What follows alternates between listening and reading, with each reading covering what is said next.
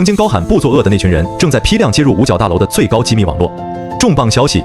美国国防部正式宣布和 SpaceX、OpenAI、谷歌、英伟达、微软、亚马逊、Reflection 这7家顶级科技公司达成合作协议，目标就一句话：要把美军打造成一支完全由人工智能主导的作战力量。直白点翻译，以后打仗的可能不只是扛枪的大兵，而是做硅谷办公室里跑代码的算法工程师。这个新闻有多大？看名单你就懂了。这哪是合作啊？这分明是把整条 AI 产业链直接充公了。OpenAI 提供大模型大脑，英伟达提供最强算力芯片，微软和亚马逊搭建云端 ，SpaceX 负责天基通信和情报，谷歌包揽数据处理，再加上 Reflection 这家前沿 AI 公司，从底层硬件到顶层算法，从太空侦察到地面算力，一条完整的战争 AI 生态链就这么焊死了。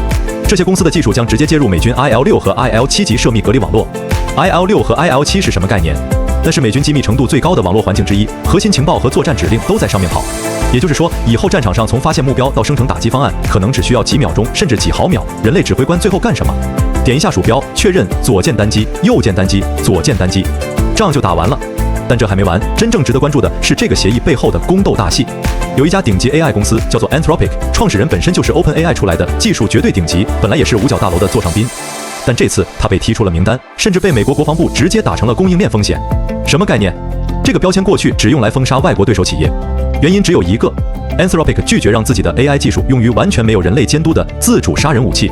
他们的态度很明确：我们可以帮你打仗，但人类必须留在决策链条上，扣扳机的必须是人，不是代码。结果呢？被拉黑，被制裁。国防部长亲自在社交平台开队，说这家公司在否决军方的作战行动。而就在封杀 Anthropic 的同一天 ，OpenAI 立刻宣布接下这笔大单。一家拒绝造杀手机器人的公司被踢出局，另一家愿意配合的公司无缝补位。这波操作，硅谷自己人都看傻了。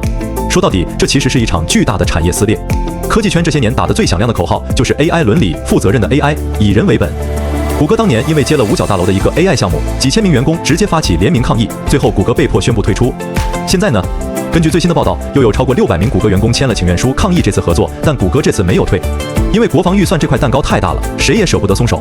有一说一，这不是一次普通的签约，这是硅谷和军队的一次历史性合体，意味着 AI 行业正式从消费市场切入了一个全新的增长极，军工赛道，也意味着大科技公司砸了几千亿美元研发的 AI， 正在从帮你写 PPT、画插画迅速滑向帮你算最优的杀人方案。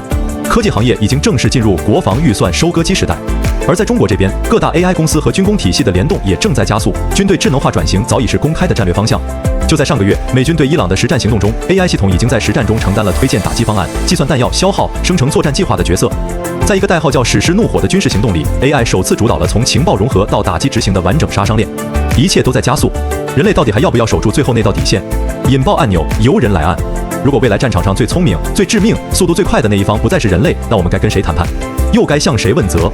这份协议可能改写的不只是战争方式，更可能是人类在战争中最后的那点控制权。